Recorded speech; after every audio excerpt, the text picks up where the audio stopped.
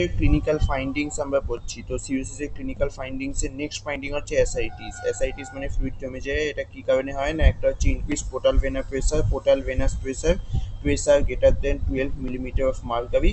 আর একটা কারণ হচ্ছে ডিক্রিজড অ্যালবুমিন। ইনক্রিজ পোর্টাল, তাহলে এসআইটিস কি জন্য হয়, একটা হচ্ছে ইনক্রিজ পোর্টাল ভেনাস প্রেসার আর একটা হচ্ছে ডিক্রিজড অ্যালবুমিন। আবার বলছি এসআইটিস কি জন্য, increase portal venous pressure, decreased albumin. Next হচ্ছে টেস্টিকুলার অ্যাট্রফি। আর সিওসিস এর একটা ক্লিনিক্যাল ফাইন্ডিংস হচ্ছে টেস্টিকুলার অ্যাট্রফি। কেন হয় না, ইস্ট্রোজেন বেড়ে যায় বলে টেস্টিকুলার অ্যাট্রফি হয়, যার জন্য গাইনেকোমেস্টিয়া হয়। নেক্সট হচ্ছে, তাহলে সিওসিস এর ফাইন্ডিং গুলো আমি পরপর বলে যাচ্ছি কি কি হলো। তো ফাইন্ডিং গুলো হচ্ছে, প্রথমেই হচ্ছে এনসেফালোপ্যাথি, নেক্সট হচ্ছে ব্যাড ব্রেথ যেটাকে বলছে ফিটার হেপাটিকাস, নেক্সট হচ্ছে বাইল্যাটেরাল প্যারোটিড এনলার্জমেন্ট, নেক্সট হচ্ছে স্পাইডার নেভি, নেক্সট হচ্ছে অ্যাসাইটিস, নেক্সট হচ্ছে টেস্টিকুলার অ্যাট্রফি। আরেকবার বলে যাচ্ছি আমি, এনসেফালোপ্যাথি, ব্যাড ব্রেথ যেটাকে বলছে fetor hepaticus, bilateral parotid enlargement, spider nevi, ascites আর টেস্টিকুলার অ্যাট্রফি। আবার বলছি আমি, প্রথমেই হচ্ছে সিওসিসের ক্লিনিক্যাল ফাইন্ডিংসে encephalopathy, bad breath, bilateral parotid enlargement, spider nevi, ascites and testicular atrophy. Next হচ্ছে পোর্টাল হাইপারটেনশন। তো পোর্টাল হাইপারটেনশনের তিনটে কজ আছে, একটা হচ্ছে প্রি হেপাটিক কজ, একটা হচ্ছে ইন্ট্রা হেপাটিক কজ, একটা হচ্ছে পোস্ট হেপাটিক কজ। তাহলে প্রি হেপাটিক কজ কি কি হতে পারে, একটা হচ্ছে থ্রম্বোসিস আর একটা হচ্ছে কনজেনাইটাল নেভিং অফ পোর্টাল ভেন। আবার বলছি, পোর্টাল হাইপারটেনশনের প্রি হেপাটিক কজ হচ্ছে থ্রম্বোসিস আর কনজেনাইটাল নেভিং অফ পোর্টাল ভেন, থ্রম্বোসিস আর কনজেনাইটাল নেভিং অফ পোর্টাল ভেন। ইন্ট্রাহেপাটিক কজের মধ্যে কি কি হতে পারে, একটা হচ্ছে অ্যামাইলয়েডোসিস, একটা হচ্ছে সিরোসিস অফ এনি ইটিওলজি, একটা হচ্ছে সার্কোয়েডোসিস। আবার বলছি, ইন্ট্রাহেপাটিক কজ হচ্ছে amyloidosis, cirrhosis of any aetiology, sarcoidosis. আবার বলছি, ইন্ট্রাহেপাটিক কজ হচ্ছে amyloidosis, cirrhosis of any aetiology, sarcoidosis. Next, portal হাইপারটেনশনের পোস্ট হেপাটিক কজ, একটা হচ্ছে রাইট সাইডেড হার্ট ফেলিওর আর একটা হচ্ছে কনস্ট্রিকটিভ পেরিকার্ডাইটিস। এটা কেন হয় না, ইনক্রিজ প্রেসার আইভিসির জন্য কনস্ট্রিকটিভ পেরিকার্ডাইটিস হয়। তাহলে পোস্ট হেপাটিক কজ হচ্ছে, একটা হচ্ছে রাইট সাইডেড হার্ট ফেলিওর আর একটা হচ্ছে constrictive pericarditis. Post hepatic cause হচ্ছে রাইট সাইডেড হার্ট ফেলিওর আর একটা হচ্ছে কনস্ট্রিকটিভ পেরিকার্ডাইটিস। নেক্সট হচ্ছে ক্লিনিক্যাল ফাইন্ডিংস। পোর্টাল হাইপারটেনশনে কি ক্লিনিক্যাল ফাইন্ডিংস পাওয়া যায়, একটা হচ্ছে অ্যাসাইটিস, একটা হচ্ছে পোটোসিস্টেমিক শান্ট আর একটা হচ্ছে কনজেস্টিভ স্প্লিনোমেগালি। কারণ স্প্লেনিক ভেনের অবস্ট্রাকশন হয় যার জন্য ইনক্রিজ, মানে পোর্টাল ভেনের অবস্ট্রাকশন হয় যার জন্য স্প্লেনিক ভেনের ইনক্রিজ প্রেসার হয়ে যায়। আবার বলছি, clinical findings in portal hypertension, ascites, portosystemic shunts, congestive splenomegaly. Ascites, portosystemic shunts, congestive splenomegaly, ascites, photosystemic shunts, congestive splenomegaly. Next হচ্ছে এই যে পোটোসিস্টেমিক শান্টস, এটা কি কি করতে পারে, একটা হচ্ছে ইসোফ্যাজিয়াল ভ্যারিসেস করবে যার জন্য ব্লাডি ভমিট ও হিমাটোমেসিস হবে, রেকটামে তৈরি করতে পারে হিমোরয়েডস আর পাইলস, আর করতে পারে হচ্ছে ক্যাপুট মেডুসি। নেক্সট হচ্ছে রেনাল হিস্টোলজি তিনটে স্টেনে দেখা হয়, একটা হচ্ছে H&E স্টেন, একটা হচ্ছে ইমিউনোফ্লুওরেসেন্স আর একটা হচ্ছে ইলেকট্রন মাইক্রোস্কোপি। এতে ফিক্সেটিভ কি কি হয়, H&E স্টেনে ফিক্সেটিভ হচ্ছে ফরমালিন, ইমিউনোফ্লুওরেসেন্সে ফিক্সেটিভ হচ্ছে নর্মাল স্যালাইন আর ইলেকট্রন মাইক্রোস্কোপে ফিক্সেটিভ হচ্ছে গ্লুটাভ্যালডেট। আবার বলছি, H&E স্টেনে ফিক্সেটিভ হচ্ছে ফরমালিন, ইমিউনোফ্লুওরেসেন্সে ফিক্সেটিভ হচ্ছে নর্মাল স্যালাইন আর ইলেকট্রন মাইক্রোস্কোপে ফিক্সেটিভ হচ্ছে গ্লুটাভ্যালডিহাইড। আবার বলছি, H&E স্টেনে ফিক্সেটিভ হচ্ছে ফরমালিন, ইমিউনোফ্লুওরেসেন্সে ফিক্সেটিভ হচ্ছে নর্মাল স্যালাইন আর ইলেকট্রন মাইক্রোস্কোপিতে ফিক্সেটিভ হচ্ছে গ্লুটাভ্যালডিহাইড। H&E স্টেনে ফিক্সেটিভ হচ্ছে ফরমালিন, ইমিউনোফ্লুওরেসেন্সে ফিক্সেটিভ হচ্ছে নর্মাল স্যালাইন আর ইলেকট্রন মাইক্রোস্কোপে ফিক্সেটিভ হচ্ছে গ্লুটাভ্যালডিহাইড। নেক্সট হচ্ছে নর্মাল হিস্টোলজি অফ গ্লোমেরুলাই। এখানে পাঁচটা পার্ট দেখা যায় গ্লোমেরুলাই, একটা হচ্ছে ক্যাপিলারি, একটা হচ্ছে মেসেঞ্জিয়াম যেটা হচ্ছে স্পেস বিটুইন ক্যাপিলারিজ, একটা হচ্ছে বোম্যান স্পেস, একটা হচ্ছে প্যারাইটাল এপিথেলিয়াম আর একটা হচ্ছে ভিসেরাল এপিথেলিয়াম অফ পোডোসাইটস। ইমিউনোফ্লুওরেসেন্স দু ধরনের হয়, একটা হচ্ছে ডাইরেক্ট ইমিউনোফ্লুওরেসেন্স আর একটা হচ্ছে ইনডাইরেক্ট ইমিউনোফ্লুওরেসেন্স। ডাইরেক্ট ইমিউনোফ্লুওরেসেন্সটাই ডায়াগনোসিসের জন্য ইউজ করা হয়, ইনডাইরেক্ট ইমিউনোফ্লুওরেসেন্সের রিসার্চ পারপাসের সাথে ইউজ করা হয়। ডাইরেক্ট ইমিউনোফ্লুওরেসেন্সে কী করা হয় না, কোনো ডিজিজ হয়েছে, যেমন হচ্ছে অটো ইমিউন ডিজিজ হয়েছে গুড প্যাচার, সেখানে antibody for collagen 4 present in glomeruli. গুড প্যাচার্সে অ্যান্টিবডি হয়েছে, এটা হচ্ছে অ্যান্টিবডি বাইন্ডিং। তাহলে কি হয়, গুড প্যাচার্স ডিজিজে রয়েছে হচ্ছে অ্যান্টিবডি ফর কোলাজেন 4। আমি তার উপর ওটার একটা স্লাইড বানিয়েছি, আমি তার উপর অ্যান্টিবডি দিচ্ছি যেটা হচ্ছে against human immunoglobulin, antibody to human immunoglobulin attached with green dye. আমি কি দিলাম, antibody to human immunoglobulin attached with green dye. তার ফলে কি হবে না, গ্রিন কালার তৈরি করে ফ্লুওরেসেন্ট মাইক্রোস্কোপিতে। এবার হচ্ছে ইমিউনোফ্লুরেসেন্সের ফাইন্ডিং কি, যদি গ্রিন কালার হয় তাহলে হচ্ছে ইমিউন মেডিয়েটেড ডিজিজ প্রেজেন্ট, আর যদি গ্রিন কালার না হয় তাহলে কোনো ডিজিজ নেই, আর নয়তো ডিজিজটা ইমিউন মেডিয়েটেড নয়।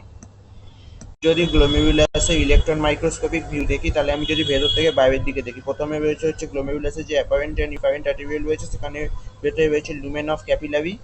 নেক্সট হচ্ছে তার লাইনিংটা হবে হচ্ছে এন্ডোথেলিয়াম, যেটা হচ্ছে ওয়াল অফ ক্যাপিলারি। তার বাইরে রয়েছে গ্লোমেরুলার বেসেন মেমব্রেন, আর সবচেয়ে বাইরে রয়েছে হচ্ছে পোডোসাইটস আর visceral epithelium.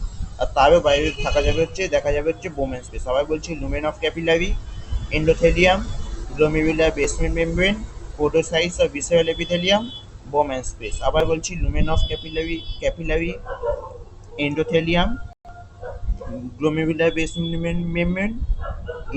Basement membrane, podocytes আর ভিসেরাল এপিথেলিয়াম, বোমেন স্পেস। আবার বলছি, lumen of capillary, endothelium, glomerular basement membrane, podocytes আর ভিসেরাল এপিথেলিয়াম, বোমেন স্পেস। এর মধ্যে endothelium, glomerular basement membrane, podocytes আর বোমেন স্পেস, এই এন্ডোথেলিয়াম, গ্লোমেরুলার বেসমেন্ট মেমব্রেন আর podocytes, এই তিনটে মিলিয়ে তৈরি হচ্ছে ফিল্ট্রেশন ব্যারিয়ার। আচ্ছা, ফিল্ট্রেশন কিভাবে কি দিয়ে কন্ট্রোল হয়, একটা হচ্ছে চার্জ অফ ফিল্ট্রেশন ব্যারিয়ার, আর একটা হচ্ছে পোল সাইজ। পোল সাইজটা হচ্ছে ডিটারমাইন্ড বাই পোডোসাইট। আবার বলছি, চার্জ অফ ফিল্ট্রেশন ব্যারিয়ার আর হচ্ছে pore size. Charge of filtration barrier, pore size. আচ্ছা, পোল সাইজটা পোডোসাইট দিয়ে কন্ট্রোল হয়। পোডোসাইটে কিছু প্রোটিন আছে, যেমন হচ্ছে নেফ্রিন প্রোটোসিন, যেটা হচ্ছে পোল সাইজকে কন্ট্রোল করে। আর গ্লোমেরুলার বেসমেন্ট মেমব্রেন হচ্ছে আরবিসি কে লিকিং করতে প্রিভেন্ট করে। আবার বলছি, গ্লোমেরুলার বেসমেন্ট মেমব্রেন হচ্ছে আরবিসি কে লিক করতে প্রিভেন্ট করে। গ্লোমেরুলার বেসমেন্ট মেমব্রেন আরবিসি কে লিক করতে প্রিভেন্ট করে। গ্লোমেরুলার বেসমেন্ট মেমব্রেন তাহলে ড্যামেজ হলে আরবিসি লিক হবে। আচ্ছা, আরবিসি লিক হলে সেটাকে বলা হচ্ছে নেফ্রাইটিক সিনড্রোম। আরবিসি লিক হলে নেফ্রাইটিক সিনড্রোম, প্রোটিন লিক হলে নেফ্রোটিক সিনড্রোম। আচ্ছা, প্রোটিন লিক কীভাবে হতে পারে না, কোনো ডিজিজ হয়েছে যেটা পোডোসাইটকে ড্যামেজ করলো, পোডোসাইটেই হচ্ছে চার্জ হয়েছে, সেই জন্য ডিজিজটা পোডোসাইটকে ড্যামেজ করে, চার্জটা লস অফ চার্জ হয়, যার জন্য প্রোটিনসটা লিক হয়, এটাকে বলা হচ্ছে নেফ্রোটিক সিনড্রোম। প্রোটিন লিক হলে নেফ্রোটিক সিনড্রোম। এবার হচ্ছে নেফ্রোটিক সিনড্রোম আর নেফ্রাইটিক সিনড্রোমের মধ্যে ডিফারেন্স। নেফ্রোটিক সিনড্রোমে কী হয়, selective and massive proteinuria, protein excretion greater than 3.5 gram per day, আর মেনলি অ্যালবুমিন এক্সক্রিটেড হয়। আবার বলছি, selective and massive proteinuria, protein excretion greater than 3.5 gram per day, আর মেনলি অ্যালবুমিন এক্সক্রিটেড। আর এখানে দেখা যায় হাইপো অ্যালবুমিনেমিয়া হবে, তাহলে এখানে নেফ্রোটিক সিনড্রোমে হাইপো অ্যালবুমিনেমিয়া দেখা যাবে। আর নেফ্রাইটিক সিনড্রোমে কি হবে, হবে হচ্ছে নন সিলেক্টিভ প্রোটিনিউরিয়া, যেটা হবে হচ্ছে 1 থেকে 2 গ্রাম প্রোটিন এক্সক্রিট হবে। আর এখানে কোনো হাইপো অ্যালবুমিনেমিয়া দেখা যাবে না। নেফ্রাইটিক সিনড্রোমে নো হাইপো অ্যালবুমিনেমিয়া। নেফ্রোটিক সিনড্রোমে কি হয়, লিপিডিউরিয়া দেখা যায়, আর তার সঙ্গে হাইপার লিপিডেমিয়াও দেখা যায়। নেফ্রোটিক সিনড্রোমে লিপিডিউরিয়া, হাইপার লিপিডেমিয়া। নেফ্রোটিক সিনড্রোমে লিপিডিউরিয়া, হাইপার লিপিডেমিয়া। নেফ্রোটিক সিনড্রোমে লিপিডিউরিয়া, হাইপার লিপিডেমিয়া। আর নেফ্রাইটিক সিনড্রোমে কি হবে, এরকম কিছু দেখা যাবে না। আর নেফ্রোটিক সিনড্রোমে অ্যান্টিথম্বিন 3, ট্রান্সফেরিন, এই প্রোটিনগুলো লস্ট হয়ে যায়।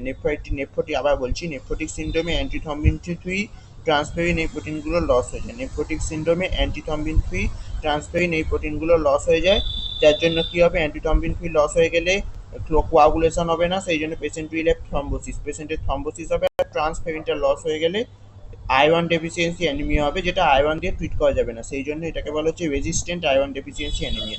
তাই নেফ্রোটিক সিনড্রোমে কী হতে পারে, একটা হচ্ছে থ্রম্বোসিস হতে পারে, একটা হচ্ছে রেজিস্ট্যান্ট আয়রন ডেফিসিয়েন্সি অ্যানিমিয়া হতে পারে। থ্রম্বোসিসটা কী জন্য হয়, অ্যান্টিথম্বিন 3 এর ডেফিসিয়েন্সির জন্য হয়। আয়রন ডেফিসিয়েন্সি অ্যানিমিয়াটা কিসের জন্য হয়, ট্রান্সফেরিনের জন্য। আচ্ছা, আর নেফ্রাইটিক সিনড্রোমে হিমাচুরিয়া দেখা যায়, হাইপার টেনশনও দেখা যায় নেফ্রাইটিক সিনড্রোমে। নেক্সট আমি চালু করছি হচ্ছে গ্লোমেরুলোনেফ্রাইটিস। গ্লোমেরুলোনেফ্রাইটিস দুটো ধরনের আছে, একটা হচ্ছে মেমব্রেনাস গ্লোমেরুলোনেফ্রাইটিস, একটা হচ্ছে গুড পাস্চার সিনড্রোম।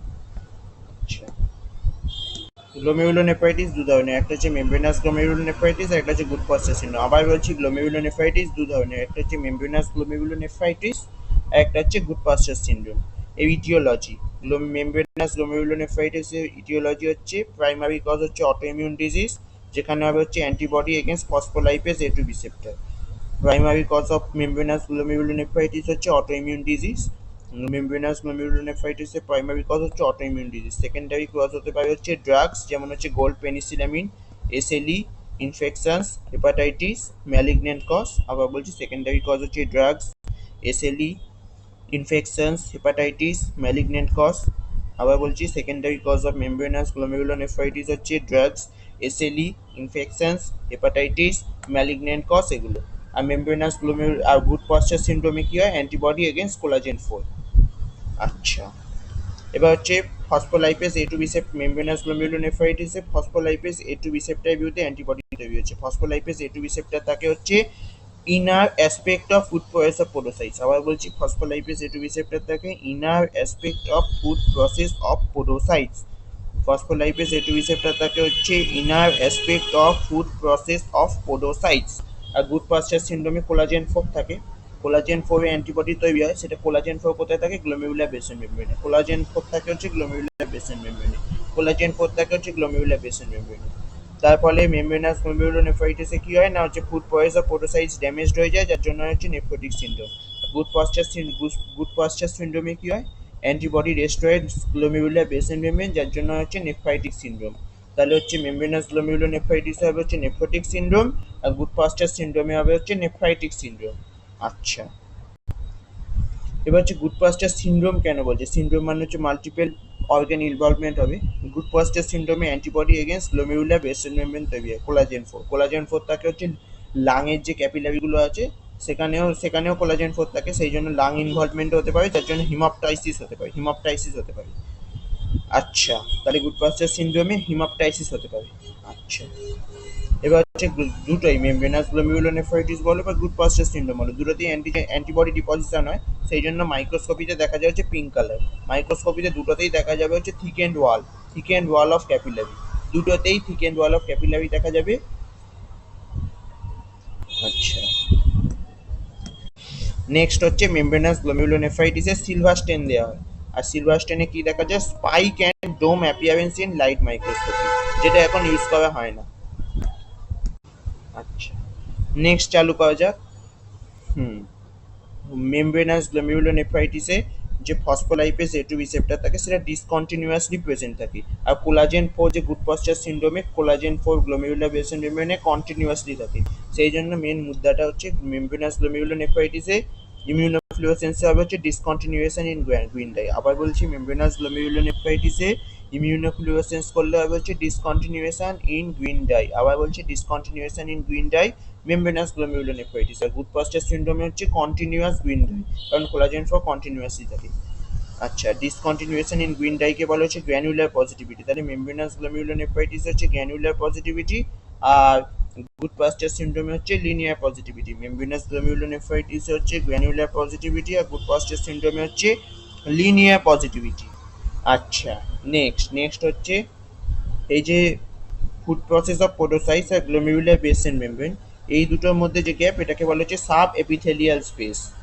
আর গ্লোমেরুলার বেসেন মেমব্রেন আর এন্ডোথেলিয়ামের মধ্যে যে গ্যাপ সেটাকে বলছে হচ্ছে সাব এন্ডোথেলিয়াল স্পেস। আর তার মানে হচ্ছে,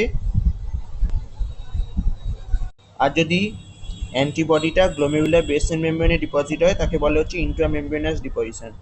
ঠিক আছে, তাহলে মেমব্রেনাস গ্লোমেরুলোনেফ্রাইটিসে কি ধরনের ডিপোজিশন দেখা যাবে, একটা আনসারটা হচ্ছে সাব ইলেকট্রন মাইক্রোস্কোপিক ভিউতে অবশ্যই। তাহলে ইলেকট্রন মাইক্রোস্কোপিক ভিউতে মেমব্রেনাস গ্লোমেরুলোনেফ্রাইটিসে দেখা যাবে sub epithelial electron dense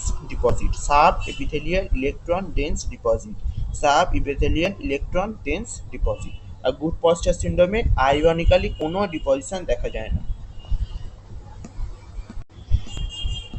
next চালু করা যাক হচ্ছে পোস্ট স্ট্রেপ্টোকক্কাল গ্লোমেরুলোনেফ্রাইটিস পিএসজিএন এ কি হয় না, প্রথমে আপার রেসপিরেটরি ইনফেকশন হয়েছে ও স্কিন ইনফেকশন হয়েছে স্ট্রেপ্টোকক্কাস দিয়ে, তার জন্য অ্যান্টিজেন রয়েছে ব্লাডে, তার জন্য ব্লাডে অ্যান্টিজেনটা রয়েছে এবার সেই অ্যান্টিজেনটা গ্লোমেরুলাই দিয়ে ফিল্টার হয়, আর সেই জন্যই সেটা গ্লোমেরুলাইতে তখন ডিপোজিট হয়ে যায়, আর সেই ডিপোজিশনের জন্য ইমিউন রেসপন্স হয়, যার জন্য গ্লোমেরুলার ড্যামেজ হয়, যার জন্য হিমাচুরিয়া হয়। এটাই হচ্ছে মেকানিজম। আমি আরেকবার বলে দিচ্ছি, অ্যান্টিজেন ব্লাডে রয়েছে, সেখান থেকে গ্লোমেরুলাস দিয়ে ফিল্টার হলো, ডিপোজিট হলো, আর ইমিউন রেসপন্স হলো।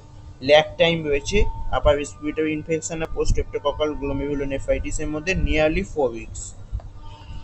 নেক্সট হচ্ছে পোস্ট স্ট্রেপ্টোকক্কাল গ্লোমেরুলোনেফ্রাইটিসে যে অ্যান্টিজেন ডিপোজিশন হয় সেটা মোস্ট কমনলি হয় হচ্ছে সাব এপিথেলিয়াল স্পেস। আবার বলছি, সাব এপিথেলিয়াল স্পেস হচ্ছে most common location of antigen deposition. Sub epithelial space হচ্ছে most common location of antigen deposition in PSGN.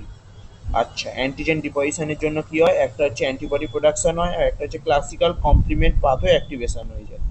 তো অ্যান্টিবডি প্রোডাকশানে কি অ্যান্টিবডি তৈরি হয় না, আইজিজি বেশি তৈরি হয়, যেহেতু ল্যাগ টাইম হয়, 4 উইক্সের ল্যাগ টাইম আছে, সেই জন্য আইজিজি বেশি পরিমাণে দেখা যায়। আর ক্লাসিক্যাল কমপ্লিমেন্ট পাথওয়ে অ্যাক্টিভেশন হয়, যার জন্য C3A C5A এগুলো তৈরি হয়। C2A C5A এগুলো হচ্ছে কেমোট্যাকটিক এজেন্ট, C5A হচ্ছে কেমোট্যাকটিক এজেন্ট।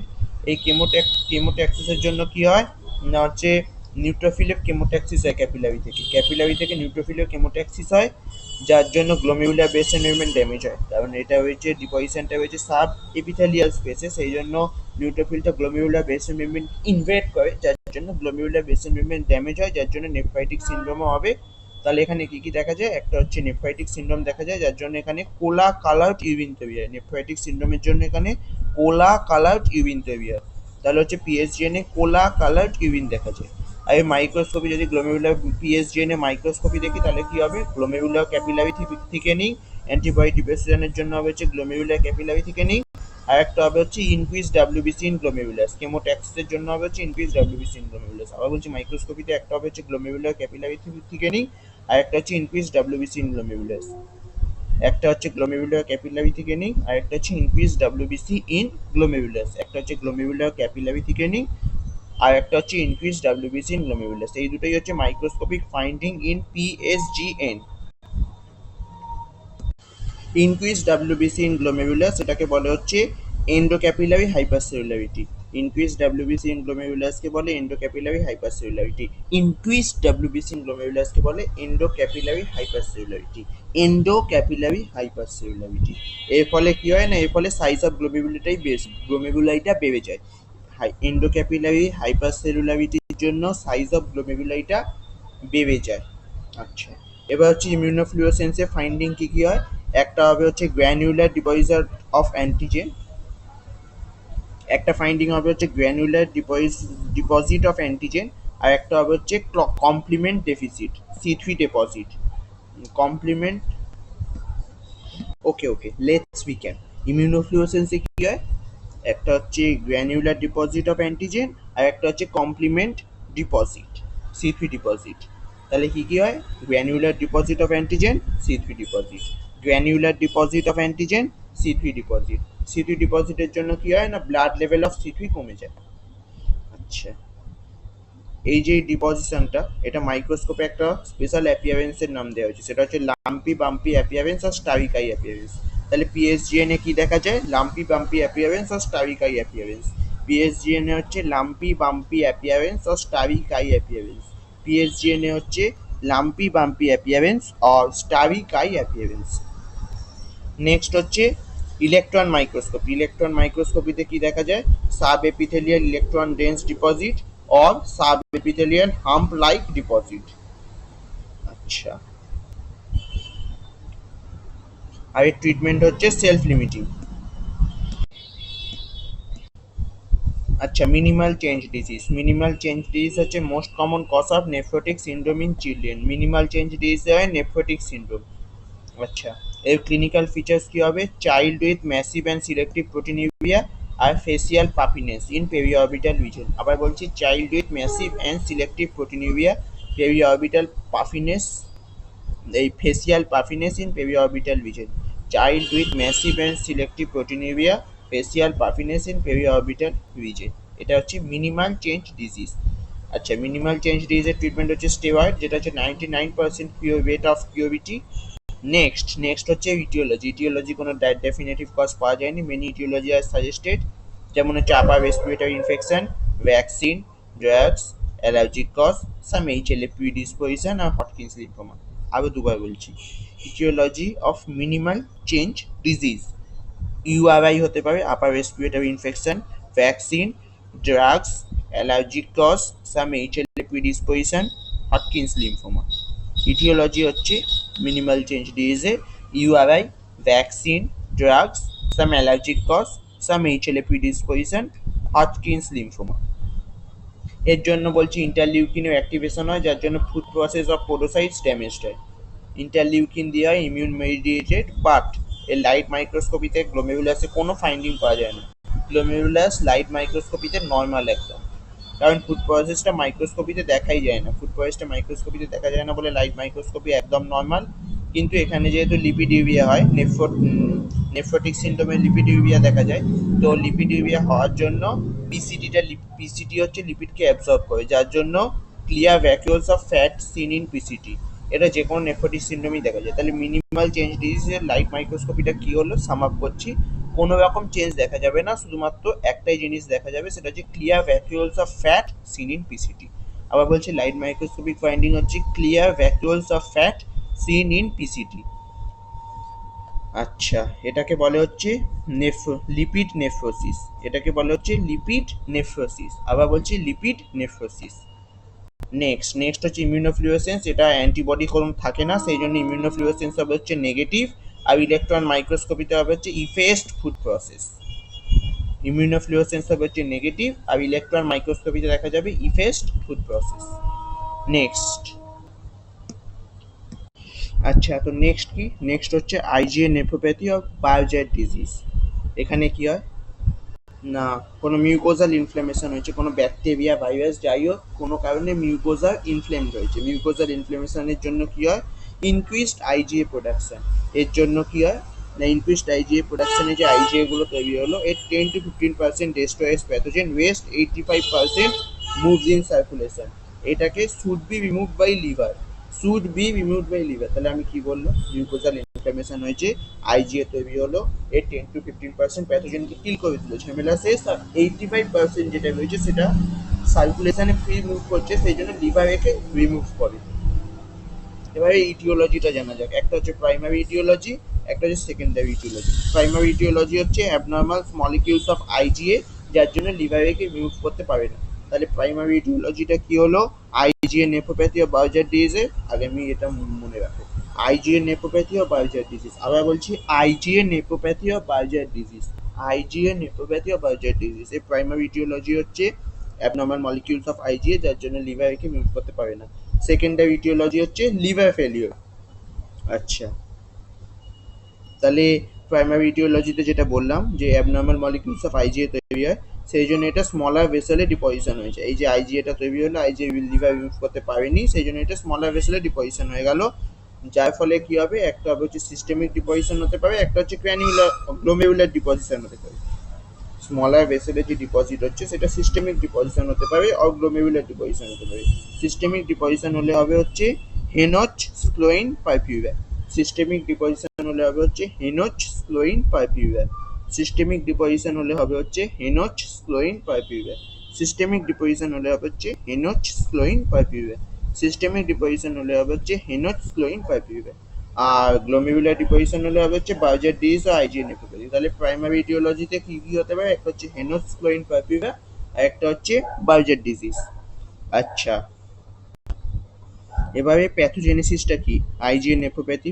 আইজিএ নেফ্রোপ্যাথিতে কি হয় না, আইজিএটা বেড়ে গেছে, সেই জন্য এটা মেসেঞ্জিয়ামে ডিপোজিট হয়, মেসেঞ্জিয়ামে ডিপোজিট হওয়ার জন্য মেসেঞ্জিয়ামে ওটা অল্টারনেট কমপ্লিমেন্ট পাথওয়েকে অ্যাক্টিভেট করে, যার জন্য কেমোট্যাক্সিস হয়। আবার বলছি, আইজিএ বেড়ে গেছে, মেসেঞ্জিয়ামে ডিপোজিট হলো, অল্টারনেট কমপ্লিমেন্ট পাথওয়েকে অ্যাক্টিভেট করে কেমোট্যাক্সিস হলো। কেমোট্যাক্সিসের জন্য কি হবে না, মেসেঞ্জিয়ামে ডাব্লিউবিসি ডিপোজিশন হবে, যার জন্য আর হবে হচ্ছে গ্লোমেরুলার বেসন মেমব্রেন ড্যামেজ। এই ডাব্লিউবিসি কেমোট্যাক্সিসের জন্য দুটো জিনিস হবে, একটা হচ্ছে ডাব্লিউবিসি ডিপোজিশন হবে মেসেঞ্জিয়ামে, আর একটা হবে হচ্ছে কেমোট্যাক্সিস হওয়ার জন্য গ্লোমেরুলার বেসন মেমব্রেন ড্যামেজ হবে। তাহলে কি কি হবে, ডাব্লিউবিসি ডিপোজিশন, ইন মেসেঞ্জিয়াম আর হচ্ছে গ্লোমেরুলার বেসিন মেমব্রেন ড্যামেজ, এই দুটো হচ্ছে আইজিএন নেফ্রোপ্যাথি। তাহলে আইজিএন নেফ্রোপ্যাথিতে কি দেখা যাবে? নেফ্রাইটিক সিনড্রোম দেখা যাবে গ্লোমেরুলার বেসিন মেমব্রেন ড্যামেজ হওয়ার জন্য। আইজিএন নেফ্রোপ্যাথিতে সিনড্রোম হচ্ছে নেফ্রাইটিক সিনড্রোম, আইজিএন নেফ্রোপ্যাথিতে নেফ্রাইটিক সিনড্রোম, আইজিএন নেফ্রোপ্যাথিতে নেফ্রাইটিক সিনড্রোম, আইজিএন নেফ্রোপ্যাথিতে নেফ্রাইটিক সিনড্রোম। আচ্ছা, নেক্সট হচ্ছে মাইক্রোস্কোপি। মাইক্রোস্কোপিতে মেসেঞ্জিয়াল ডিপোজিশনের জন্য হবে হচ্ছে মেসেঞ্জিয়াল হাইপারসেলুলারিটি আর মেসেঞ্জিয়াল ওয়াইডেনিং। তাহলে আইজিএন নেফ্রোপ্যাথি মাইক্রোস্কোপিতে কি হবে? Mesangial hypercellularity, mesangial widening, mesangial hypercellularity, mesangial widening. ইমিউনোফ্লুওরেসেন্সে কি দেখা যাবে? মেসেঞ্জিয়ামটা গ্রিন দেখা যাবে, ডিপোজিশনের জন্য মেসেঞ্জিয়ামটা গ্রিন হবে। আর ইলেকট্রন মাইক্রোস্কোপিতে দেখা যাবে মেসেঞ্জিয়াল ডিপোজিট। খুবই সোজা। নেক্সট হচ্ছে ক্লিনিক্যাল ফিচার্স। এই ক্লিনিক্যাল ফিচার্সে আমি যেটা বলতে চাইছি, ক্লিনিক্যাল ফিচার্স তো হিমাচুবিয়া হবে সবাই জানে, কিন্তু হিমাচুবিয়া তো পোস্ট স্ট্রেপ্টোকক্কাল গ্লোমেরুলোনেফ্রাইটিসে হয়, আইজিএন নেফ্রোপ্যাথিতে হয়। তো আমি এই দুটোকে আইসোলেট কীভাবে করবো? যদি আপার রেসপিরেটরি ইনফেকশন এর 2 সপ্তাহ পর হিমাচুবিয়া হয়, তাহলে সেটা বলতে পারি পিএসজিএন, মানে হচ্ছে পোস্ট স্ট্রেপ্টোকক্কাল গ্লোমেরুলোনেফ্রাইটিস। আর তাড়াতাড়ি হয়, মানে হচ্ছে 2 দিন পরে হয়তো হলো, তাহলে সেটা হচ্ছে আইজিএন নেফ্রোপ্যাথি। তাহলে আইজিএন নেফ্রোপ্যাথিতে তাড়াতাড়ি হিমাচুবিয়া হবে আপার রেসপিরেটরি ইনফেকশনের পর। আর পিএসজিএন অনেক সময় লাগাবে, ল্যাগ টাইম থাকবে একটা। আচ্ছা, এবার করবো হচ্ছে এমপিজিএন আর মেমব্রেন প্রোলাইফেটিভ গ্লোমেরুলোনেফ্রাইটিস। আবার দুবার বলছি, এমপিজিএন আর মেমব্রেন প্রোলাইফেটিভ গ্লোমেরুলোনেফ্রাইটিস, এমপিজিএন और মেমব্রেন প্রোলাইফেটিভ গ্লোমেরুলোনেফ্রাইটিস। আচ্ছা, এমপিজিএন এর দুটো টাইপ রয়েছে নিউ ক্লাসিফিকেশন অনুযায়ী। দুটো টাইপ হচ্ছে, একটা হচ্ছে এমপিজিএন টাইপ 1 আর একটা হচ্ছে C3 গ্লোমেরুলোনেফ্রাইটিস। এমপিজিএন এর দুটো টাইপ, একটা হচ্ছে এমপিজিএন টাইপ 1, একটা হচ্ছে C3 glomerulonephritis. MPGN type 1, C3 glomerulonephritis. C3 গ্লোমেরুলোনেফ্রাইটিসকে আগে বলা হতো এমপিজিএন টাইপ 2, যেটাকে ডেন্স ডিপোজিশন ডিজিজও বলা হয়। তাহলে C3 গ্লোমেরুলোনেফ্রাইটিসের আগের নাম হচ্ছে এমপিজিএন 2 আর ডেন্স ডিপোজিশন ডিজিজ। C3 গ্লোমেরুলোনেফ্রাইটিসের আগের নাম হচ্ছে এমপিজিএন 2 और ডেন্স ডিপোজিশন ডিজিজ। নেক্সট হচ্ছে ইটিওলজি। ইটিওলজি প্রাইমারি ইটিওলজি রয়েছে, সেকেন্ডারি ইটিওলজি রয়েছে। প্রাইমারি ইটিওলজি হচ্ছে ইমিউনোলজিক্যাল, আর সেকেন্ডারি ইটিওলজি হচ্ছে ইমিউনোলজিক্যাল হতে পারে, যেমন লুপাস, হেপ বিসি হতে পারে, আলফা 1 অ্যান্টিট্রিপসিন ডেফিসিয়েন্সি হতে পারে, ম্যালিগনেন্সি হতে পারে। আবার বলছি সেকেন্ডারি ইটিওলজি দুবার বলবো, একটা হচ্ছে lupus, hep BC, alpha 1 antitrypsin deficiency, malignancy. Secondary aetiology হচ্ছে lupus, hep BC, alpha 1 antitrypsin deficiency, malignancy. এটা কি পড়ছি? MPGN, membrane proliferative glomerulonephritis. আর প্রাইমারি যে বললাম ইমিউনোলজিক্যাল, যেমন হচ্ছে লুপাস ধরা যায়। এখানে কি হয় না, ক্লাসিক্যাল আর অল্টারনেট কমপ্লিমেন্ট পাথওয়েটা ইনক্রিজড হয়ে যায়। Increased classical and alternate complement pathway. Classical complement পাথওয়েতে কি হয় না, ক্যাপিলারিটা ড্যামেজড হয়। আর অল্টারনেট কমপ্লিমেন্ট পাথওয়েতে কি হয় না, মেসেঞ্জিয়ামে ডিপোজিশন হয়, সেই জন্য মেসেঞ্জিয়ামটা ড্যামেজড হয়। এখানে যেহেতু ক্লাসিক্যাল কমপ্লিমেন্ট পাথওয়ে অ্যাক্টিভেট হচ্ছে, অল্টারনেট কমপ্লিমেন্ট পাথওয়ে অ্যাক্টিভেট হচ্ছে, যার জন্য ক্যাপিলারিও ড্যামেজ হয়, মেসেঞ্জিয়ামও ড্যামেজ হয়। তাহলে এখানে কি হবে, ক্যাপিলারি আর মেসেঞ্জিয়াম দুটোই ড্যামেজ হয়েছে, যার জন্য এটা ফাইব্রোসিস হয়ে যাবে মেসেঞ্জিয়ামে, মেসেঞ্জিয়ামটা সলিড হয়ে যাবে। আবার বলছি, ক্যাপিলারি মেসেঞ্জিয়াম ড্যামেজ হয়ে গেছে, যার জন্য মেসেঞ্জিয়ামে ফাইব্রোসিস হবে, মেসেঞ্জিয়ামটা সলিড হয়ে যাবে। এবার ধর যাক কোনো মাটির দেয়াল, যখন ওটা ভিজে থাকে তখন ওটা ঠিক থাকে, যখনই ওটা সলিড হয়ে যায় তখনই ওটা ভেঙে যায়, ক্র্যাক হয়। সেই জন্য যেহেতু এখানে মেসেঞ্জিয়াম ফাইব্রোসিস হয়ে গেছে, শক্ত হয়ে গেছে, সেই জন্য মেসেঞ্জিয়ামটা ক্র্যাক হয়। আর মেসেঞ্জিয়ামটা ক্র্যাক হওয়ার জন্য কি হয়, গ্লোমেরুলাসটা কম্পার্টমেন্টালাইজ হয়ে যায়। তাহলে এমপিজিএন টাইপ 1-এ মেন যেটা হয় সেটা হচ্ছে গ্লোমেরুলাসটা কম্পার্টমেন্টালাইজ হয়ে যায় ডিউ টু ফাইব্রোসিস অফ মেসেঞ্জিয়াম। আবার বলছি, গ্লোমেরুলাসটা কম্পার্টমেন্টালাইজ হয়ে যায় ডিউ টু ফাইব্রোসিস অফ মেসেঞ্জিয়াম। এটা হচ্ছে এমপিজিএন টাইপ 1। এটাকে কি বলে? এটাকে বলে হচ্ছে লোবিউলেশন অফ গ্লোমেরুলাই। তাহলে এটাকে কি বলে? লোবিউলেশন অফ গ্লোমেরুলাই, লোবিউলেশন অফ গ্লোমেরুলাই। নেক্সট, এবার এই যে গ্লোমেরুলার বেসিন মেমব্রেনটা আছে, এটা দুদিক থেকেই ড্যামেজ হয়। একটা হচ্ছে ক্যাপিলারির দিক থেকেও ড্যামেজ হয়, একটা হচ্ছে মেসেঞ্জিয়ালের দিক থেকেও ড্যামেজ হয়, কারণ ওখানে কমপ্লিমেন্ট ডিপোজিশন হচ্ছে, সেই জন্য দুদিক থেকেই ড্যামেজ হয়। সেই জন্য গ্লোমেরুলাস বেসমেন্ট মেমব্রেনটাও তো ড্যামেজ হবেই, তার সঙ্গে ফুড পয়সা পোডোসাইটটাও ড্যামেজ হয়। তাহলে এখানে কি কি ড্যামেজ হচ্ছে? একটা হচ্ছে গ্লোমেরুলার বেসমেন্ট মেমব্রেন ড্যামেজ হলো, একটা হচ্ছে ফুড পয়সা পোডোসাইট ড্যামেজ হলো, যার জন্য এখানে নেফ্রাইটিক সিনড্রোমও দেখা যাবে, নেফ্রোটিক সিনড্রোমও দেখা যাবে। তাহলে এমপিজিএন টাইপ 1-এর ক্লিনিক্যাল ফিচার্স দুটোই, নেফ্রাইটিক সিনড্রোম বটে, নেফ্রোটিক সিনড্রোম বটে। আবার বলছি, এমপিজিএন টাইপ 1-এর ক্লিনিক্যাল ফিচার দুটো, একটা হচ্ছে নেফ্রোটিক সিনড্রোম, একটা হচ্ছে নেফ্রাইটিক সিনড্রোম। আচ্ছা, এবার গ্লোমেরুলার বেসিন মেমব্রেন ড্যামেজ হয়েছে, গ্লোমেরুলার বেসিন মেমব্রেন রিজেনারেট করার চেষ্টা করবে সেটাকে, সেই জন্য কোলাজেন ডিপোজিশন হয় গ্লোমেরুলার বেসিন মেমব্রেনে, দুদিক দিয়েই ডিপোজিশন হয়, একটা হচ্ছে ক্যাপিলারি সাইড দিয়ে কোলাজেন ডিপোজিশন হচ্ছে, একটা হচ্ছে মেসেনজিয়ামের সাইড দিয়ে গ্লোমেরুলার বেসিন মেমব্রেন ডিপোজিশন হচ্ছে। দুদিক দিয়ে ডিপোজিশন হচ্ছে বলে এইরকম ভাবে একদিক দিয়ে হচ্ছে, এরকম ভাবে একদিক দিয়ে হচ্ছে, সেই জন্য এটাকে দেখতে অনেকটা ট্রাম লাইনের মতো মনে হয়, সেই জন্য এটাকে বলে tram track appearance or splitting of basin membrane. আবার বলছি এমপিজিএন টাইপ 1 এ দেখা যায় tram track appearance or splitting of basin membrane, tram track appearance or splitting of basin membrane. Next হচ্ছে মাইক্রোস্কোপি। মাইক্রোস্কোপি খুবই সোজা, একটা হচ্ছে মেসেঞ্জিয়াল হাইপারসেলুলারিটি, একটা হচ্ছে এন্ডোক্যাপিলারি হাইপারসেলুলারিটি। তাহলে মাইক্রোস্কোপি কি, এমপিজিএন টাইপ 1 এ মেসেঞ্জিয়াল হাইপারসেলুলারিটি, এন্ডোক্যাপিলারি হাইপারসেলুলারিটি। আর যদি এটা ইমিউনোফ্লুরেসেন্স দেখা যায় তাহলে হবে হচ্ছে গ্র্যানুলার অ্যাপিয়ারেন্স দেখা যাবে, ক্যাপিলারিতেও দেখা যাবে, মেসেঞ্জিয়ামেও দেখা যাবে। আবার বলছি ইমিউনোফ্লুরেসেন্সে granular appearance in both capillary and mesangium. আবার বলছি ইমিউনোফ্লুরেসেন্সে granular appearance in both capillary and mesangium. এটা হলো ইমিউনোফ্লুরেসেন্স এমপিজিএন টাইপ 1 এ। এবার ইলেকট্রন মাইক্রোস্কোপিতে কি দেখা যাবে, এখানে সাব এন্ডোথেলিয়াল ডিপোজিট দেখা যাবে লুপাসের ক্ষেত্রে, লুপাসের ক্ষেত্রে ইলেকট্রন মাইক্রোস্কোপিতে সাব এন্ডোথেলিয়াল ডিপোজিট দেখা যাবে, কারণ এটা হচ্ছে টাইপ টি হাইপার সেন্সিটিভিটি রিঅ্যাকশন, এখানে অ্যান্টিজেন অ্যান্টিবডি কমপ্লেক্স তৈরি হয় যেটা সাব এন্ডোথেলিয়াল ডিপোজিট হয়েছে। আবার বলছি ইলেকট্রন মাইক্রোস্কোপে লুপাসের ক্ষেত্রে সাব এন্ডোথেলিয়াল ডিপোজিট দেখা যাবে। এবার হচ্ছে এমপিজিএন আমি একটা টপিক চালু করছি, এটা হচ্ছে লুপাস নেফ্রাইটিস। লুপাসে কি হয়, লুপাসে হচ্ছে সার্কুলেটিং ইমিউন কমপ্লেক্স করে, সার্কুলেটিং ইমিউন কমপ্লেক্সের ডিপোজিশন হয় যেখানে হেয়ারপিন সেট ভেসেল থাকে, হেয়ারপিন সেট ভেসেলে ব্লাডের গতিটা কমে যায়, ভেলোসিটিটা কমে যায়, যার জন্য সার্কুলেটিং ইমিউন কমপ্লেক্স ডিপোজিট হয়। আচ্ছা, এবার হচ্ছে হেয়ারপিন সেট ভেসেল কোথায় কোথায় কিডনিতে রয়েছে, একটা হচ্ছে প্রথমে গ্লোমেরুলাসে রয়েছে হেয়ারপিন সেট ভেসেল, আর একটা হচ্ছে ভাসা ভেক্টা। এবার ভাসা ভেক্টাতে যেহেতু ডিপোজিশন হচ্ছে অ্যান্টিজেন অ্যান্টিবডি কমপ্লেক্সে, তার ফলে ভাসা ভেক্টা দিয়ে ব্লাড সাপ্লাই কমে যাবে, ভাসা ভেক্টা দিয়ে ব্লাড সাপ্লাই কমার জন্য টিউবুলার ড্যামেজ হবে, রেনাল টিউবুলার ড্যামেজ হবে। তাহলে এখানে হলো সেটা, আমি কি বলছি এমপিজিএন এর মধ্যে লুপাস নেফ্রাইটিস, আর এখানে আমি কি বললাম টিউবুলার ড্যামেজ হবে। আর এখানে আর্কুয়েট ভেসেলসও হেয়ারপিন সেট ভেসেলস। তাহলে কি কি হেয়ারপিন সেট ভেসেলস রয়েছে, একটা হচ্ছে গ্লোমেরুলাস, একটা হচ্ছে ভাসা ভেক্টর, একটা হচ্ছে আর্কুয়েট ভেসেলস। এবার আর্কুয়েট ভেসেলসের ড্যামেজ হওয়ার জন্য কিডনির যে ইন্টারস্টিসিয়াম সেটা ড্যামেজ হয়। তাহলে আবার বলছি হেয়ারপিন সেট ভেসেল তিনটে রয়েছে, একটা হচ্ছে গ্লোমেরুলাস, একটা হচ্ছে ভাসা ভেক্টর, একটা হচ্ছে arcuate vessel. Arcuate vessel damage হওয়ার জন্য কিডনি ইন্টারস্টিসিয়াম ড্যামেজ হয়, আর্কুয়েট ভেসেল ড্যামেজ হওয়ার জন্য কিডনি ইন্টারস্টিসিয়াম ড্যামেজ হয়। আচ্ছা, এই ইমিউনোফ্লুরেসেন্সে সব পজিটিভ হবে, সমস্ত যে ইমিউন কমপ্লেক্সগুলো আছে সব পজিটিভ হবে, যেমন এটা হবে হচ্ছে আইজিজি পজিটিভ, আইজিএ, আইজিএম, সি3, সি1কিউ, কাপ্পা, ল্যামডা সব পজিটিভ। আবার বলছি আইজিজি, আইজিএ, আইজিএম সব পজিটিভ, সি3, সি1কিউ, কাপ্পা, ল্যামডা সব পজিটিভ। এটাকে বলা হচ্ছে ফুল হাউস এফেক্ট। ওকে, নেক্সট হচ্ছে লুপাস নেফ্রাইটিসের কিছু ক্লাস আছে যেটাকে মুখস্থ করতে হবে অবভিয়াসলি। তো ক্লাস 1 হচ্ছে minimal mesangial lupus nephritis, class 2 হচ্ছে মেসেঞ্জিয়াল প্রোলাইফেটিভ লুপাস নেফ্রাইটিস, ক্লাস 3 হচ্ছে ফোকাল লুপাস নেফ্রাইটিস, ক্লাস 4 হচ্ছে ডিফিউজ লুপাস নেফ্রাইটিস, ক্লাস 5 হচ্ছে মেমব্রেনাস লুপাস নেফ্রাইটিস, আর ক্লাস 6 হচ্ছে অ্যাডভান্সড স্ক্লেরোসিস লুপাস নেফ্রাইটিস। আমি আরও 4বার বলছি, ক্লাস 1 হচ্ছে minimal mesangial lupus nephritis, class 2 হচ্ছে মেসেঞ্জিয়াল প্রোলাইফেটিভ লুপাস নেফ্রাইটিস, ক্লাস 3 হচ্ছে ফোকাল লুপাস নেফ্রাইটিস, ক্লাস 4 হচ্ছে ডিফিউজ লুপাস নেফ্রাইটিস, ক্লাস 5 হচ্ছে মেমব্রেনাস লুপাস নেফ্রাইটিস, ক্লাস 6 হচ্ছে advanced sclerosis lupus nephritis.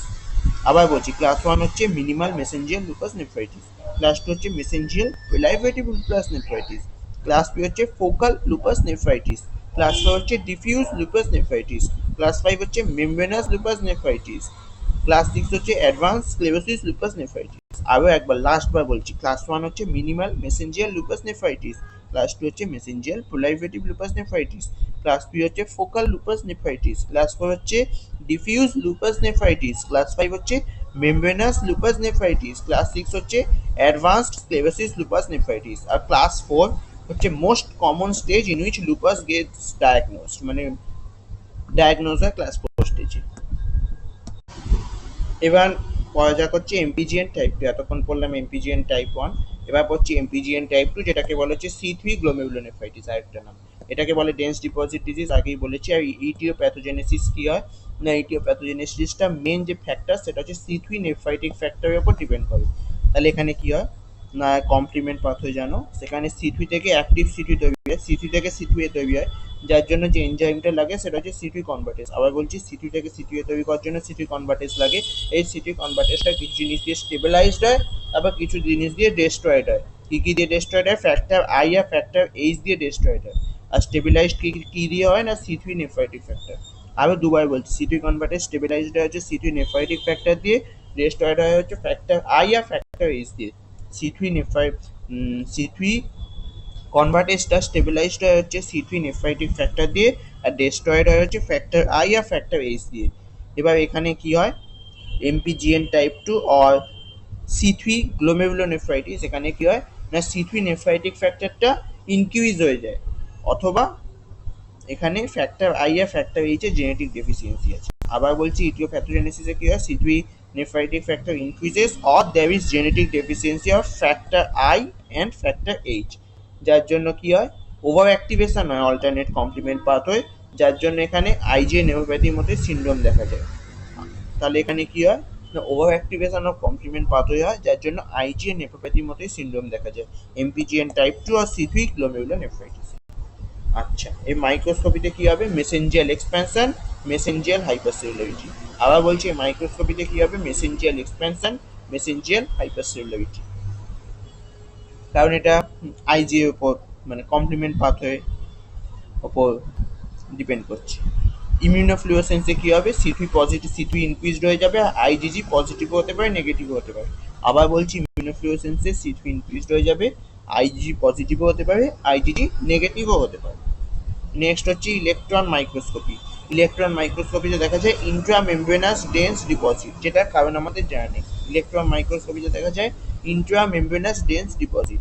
এমপিজিএন type 2 তে ইলেকট্রন মাইক্রোস্কোপিতে দেখা যায় ইন্ট্রামেমব্রেনাস ডেন্স ডিপোজিট। নেক্সট হচ্ছে complication. Complication রয়েছে, এর গ্রেটার দেন 50% পেশেন্ট এর হয় হচ্ছে ক্রনিক কিডনি ডিজিজ ও এন্ড-স্টেজ রেনাল ডিজিজ, যার জন্য কিডনি ট্রান্সপ্লান্ট করতে হয়। আবার ট্রান্সপ্লান্টেড কিডনিতেও এটা রিকারেন্স হয়। তাহলে আমি কি বললাম যে 50% পেশেন্টের and stage renal disease R chronic kidney disease হয়, যার জন্য এটা ট্রান্সপ্লান্ট করতে হয়। আবার যাদের ট্রান্সপ্লান্ট করা হয়েছে তার মধ্যে 85% পেশেন্টের এই জিনিসটাই আবার ট্রান্সপ্লান্টেড কিডনিতেও হয়, সেম কন্ডিশন। আচ্ছা, নেক্সট হচ্ছে র্যাপিডলি প্রোগ্রেসিং গ্লোমেরুলোনেফ্রাইটিস অফ আরপিজিএন। এখানে প্যাথোজেনেসিসটা কি না, গ্লোমেরুলার বেসমেন্ট মেমব্রেনটা র্যাপচার হয়ে যায়, যার জন্য ফাইব্রিন ক্লট তৈরি হয়। তাহলে এখানে গ্লোমেরুলার বেসমেন্ট মেমব্রেনটা র্যাপচার হয়, যার জন্য ফাইব্রিন ক্লট তৈরি হয়, সেটা প্যারাইটাল এপিথেলিয়াল সেলসকে ইরিটেট করে। তাহলে মেন প্যাথোজেনেসিস হচ্ছে প্যারাইটাল এপিথেলিয়াল সেলস ইরিটেশন হয়, কারণ হচ্ছে গ্লোমেরুলার বেসমেন্ট মেমব্রেন র্যাপচার হয়ে গেছে। এর জন্য কি হয়, প্রোলাইভেশন অফ প্যারাইটাল এপিথেলিয়াল সেলস হয়। তাহলে র্যাপিডলি প্রোগ্রেসিং গ্লোমেরুলোনেফ্রাইটিস হচ্ছে প্রোলাইভেশন অফ প্যারাইটাল এপিথেলিয়াল সেলস। আরপিজিএন এ হচ্ছে প্রোলাইভেশন অফ প্যারাইটাল এপিথেলিয়াল সেলস। আরপিজিএন এ হচ্ছে প্রোলাইভেশন অফ প্যারাইটাল এপিথেলিয়াল সেলস। আর এর প্যাথোজেনেসিসটা কি হয়, প্যারাইটাল এপিথেলিয়াল সেলসে প্রোলাইভেশন হয়, যার জন্য এন্টায়ার গ্লোমেরুলাইটা কম্প্রেস হয়ে যায়, আর সেই জন্য গ্লোমেরুলাই ফাংশন করে না। আবার বলছি, আইপিজিএনে গ্লোমেরুলাই ফাংশন করে না, কারণ গ্লোমেরুলাইটা কম্প্রেস হয়ে যায়। আইপিজিএনে গ্লোমেরুলাই ফাংশন করে না, কারণ গ্লোমেরুলাইটা কম্প্রেস হয়ে যায়। আইপিজিএনে গ্লোমেরুলাই ফাংশন করে না, কারণ গ্লোমেরুলাইটা কম্প্রেস হয়ে যায়। আর মাইক্রোস্কোপিতে কি দেখা যায়, ক্রিসেন্টিক শেপ। আইপিজিএনে মাইক্রোস্কোপি ক্রিসেন্টিক শেপ, আইপিজিএনে মাইক্রোস্কোপি ক্রিসেন্টিক শেপ, আইপিজিএনে মাইক্রোস্কোপি ক্রিসেন্টিক শেপ। এবার র্যাপিডলি প্রোগ্রেসিং, আচ্ছা, র্যাপিডলি প্রোগ্রেসিং গ্লোমেরুলোনেফ্রাইটিস। তো র্যাপিডলি প্রোগ্রেসিং এ কি হবে না, প্রথম দিনে ধরা যাক ক্রিয়েটিনিন লেভেলটা ছিল 2.1 মিলিগ্রাম ডেসিলিটার, পরের দিনেই হয়ে যাচ্ছে creatinine level 8 milligram per decilitre, মানে হবে হচ্ছে র্যাপিড জাম্প। সেই জন্য বলছে এটাকে র্যাপিডলি প্রোগ্রেসিং গ্লোমেরুলোনেফ্রাইটিস, মানে এটা র্যাপিড প্রোগ্রেশন হবে। আচ্ছা, নেক্সট হচ্ছে আরপিজি, র্যাপিডলি প্রোগ্রেসিং গ্লোমেরুলোনেফ্রাইটিসের কিছু টাইপ আছে।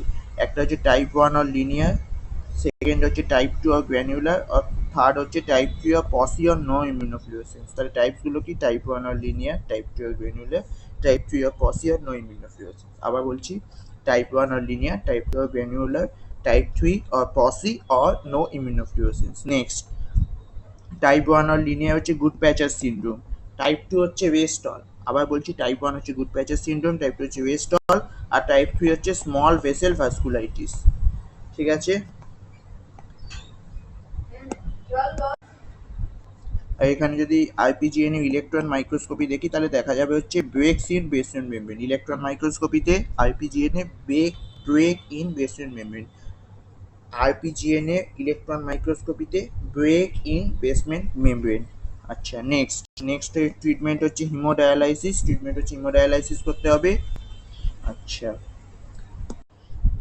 এবার আমরা পড়বো হচ্ছে FSGS or focal segmental glomerulosclerosis. এখানে প্রথমেই বলছে হচ্ছে যে কোনো গ্লোমেরুলোনেফ্রাইটিসই কিন্তু ক্রনিসিটিতে মুভ করবে। আর প্রথম ক্রনিসিটির সাইন হচ্ছে ড্যামেজ ইন ফুড প্রসেস। আবার বলছি, সব গ্লোমেরুলোনেফ্রাইটিসই ক্রনিসিটিতে মুভ করে, আর তার ক্রনিসিটির প্রথম সাইন হচ্ছে ড্যামেজ ইন ফুড প্রসেস। ওকে, আচ্ছা, এবার ড্যামেজ ফুড প্রসেসটা ফাইব্রোসিস দিয়ে হিল হয়, সেই জন্য মাল্টিপল পয়েন্টে ফাইব্রোসিস হয়। যে কোনো গ্লোমেরুলোনেফ্রাইটিসে মাল্টিপল পয়েন্টে ফাইব্রোসিস হয়, এবার যদি সব গ্লোমেরুলাই ড্যামেজ হয়ে যায় তাহলে সেটা গ্লোবাল ড্যামেজ, আর যদি কিডনি কিছু গ্লোমেরুলাই ড্যামেজ হয় একটা রিজনে তাহলে সেটাকে বলবো হচ্ছে ফোকাল ড্যামেজ। তাহলে ফোকাল সেগমেন্টাল গ্লোমেরুলোস্ক্লেরোসিসে ফোকাল ড্যামেজ হয়। আবার বলছি, ফোকাল ড্যামেজ মানে একটা জায়গায় কিডনি, মানে একটা পার্টের গ্লোমেরুলাস ড্যামেজ হয়ে গেছে। আচ্ছা, সেগমেন্ট, নেক্সট হচ্ছে সেগমেন্টাল মানে হচ্ছে একটা সেগমেন্টে গ্লোমেরুলাই ড্যামেজ হয়েছে, মানে পুরোটা ড্যামেজ হয়নি, একটা সেগমেন্টে গ্লোমেরুলাই ড্যামেজ হয়েছে, সেই জন্য এফএসজিএস ফোকাল সেগমেন্টাল গ্লোমেরুলোস্ক্লেরোসিস। আর স্ক্লেরোসিসটা কেন হয় না, যেহেতু গ্লোমেরুলাসগুলো ড্যামেজ হয়ে গেছে সেই জন্য ড্যামেজের জন্য ফাইব্রোসিস হয়, আর ফাইব্রোসিসটাকেই স্ক্লেরোসিস বলে। আবার বলছি, যে ড্যামেজ হয়েছে ড্যামেজের জন্য ফাইব্রোসিস হয়, ফাইব্রোসিসটাকেই স্ক্লেরোসিস বলে। ড্যামেজ হয়েছে ড্যামেজের জন্য ফাইব্রোসিস হয়, ফাইব্রোসিসটাকেই স্ক্লেরোসিস বলে। সেই জন্য ফোকাল সেগমেন্টাল গ্লোমেরুলোস্ক্লেরোসিস। এর ক্লিনিক্যাল ফিচার্স কি হবে, এখানে ড্যামেজ হয়েছে হচ্ছে ফুড প্রসেস, সেই জন্য নেফ্রোটিক সিনড্রোম হবে, যেটা হচ্ছে মোস্ট কমন সাইন। আর এখানে ক্রনিক, আচ্ছা, নেফ্রোটিক সিনড্রোম হবে এখানে। এফএসজিএস এ যেটা দেখা যাবে সেটা হচ্ছে নেফ্রোটিক সিনড্রোম। এবার এফএসজিএস এর ইটিওলজিটা জানা যায়, একটা হচ্ছে প্রাইমারি এফএসজিএস, আর একটা হচ্ছে সেকেন্ডারি এফএসজিএস।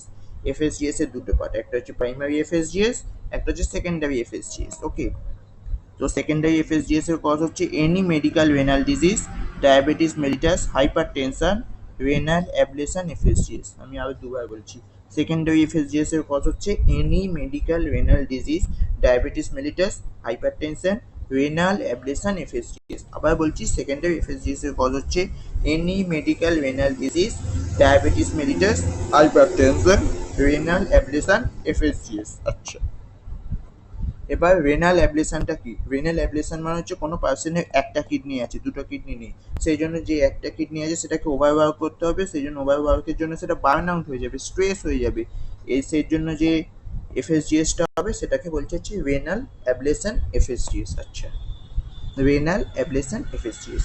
এবার প্রাইমারি এফএসজিএস এর ইটিওলজিটা জানা যাক। প্রাইমারি এফএসজিএস হচ্ছে মিউটেশন রিলেটেড।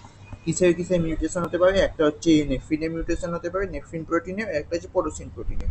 যদি নেফ্রিন প্রোটিনে মিউটেশন হয় তাহলে সেটাকে বলবে কনজেনাইটাল নেফ্রোটিক সিনড্রোম টাইপ 1। আমি এটাকে তিনবার বলছি, congenital nephrotic syndrome type 1, congenital nephrotic syndrome type 1, congenital nephrotic syndrome type 1। এটা হচ্ছে নেফ্রিনে মিউটেশনের জন্য হয় কনজেনাইটাল নেফ্রোটিক সিনড্রোম টাইপ 1। আর নেফ্রিনের জিন রয়েছে ক্রোমোজোম 19-এ, নেফ্রিনের জিন রয়েছে ক্রোমোজোম 19-এ, নেফ্রিনের জিন রয়েছে ক্রোমোজোম 19-এ। আচ্ছা, আর এই কনজেনাইটাল নেফ্রোটিক সিনড্রোম টাইপ 1টা ফিনল্যান্ডে বেশি দেখা যায়, সেই জন্য এটাকে বলে ফিনিশ টাইপ নেফ্রোটিক সিনড্রোম। আবার বলছি, কনজেনাইটাল নেফ্রোটিক সিনড্রোম টাইপ 1টাকে বলে হচ্ছে ফিনিশ টাইপ নেফ্রোটিক সিনড্রোম। আচ্ছা, আর প্রাইমারি এই যে কনজেনাইটাল নেফ্রোটিক সিনড্রোম টাইপ 1 এটা হচ্ছে মোস্ট কমন সাবটাইপ। আবার বলছি, কনজেনাইটাল নেফ্রোটিক সিনড্রোম টাইপ 1 হচ্ছে মোস্ট কমন সাবটাইপ। আচ্ছা, নেক্সট হচ্ছে একটা নিশ্চয়ই হবে, সেটা হচ্ছে কনজেনাইটাল নেফ্রোটিক সিনড্রোম টাইপ 2। এখানেকার মিউটেশন হয় পোরোসিনে মিউটেশন হয়, আর এটা ক্রোমোজোম 1-এ রয়েছে পোরোসিন প্রোটিনটা।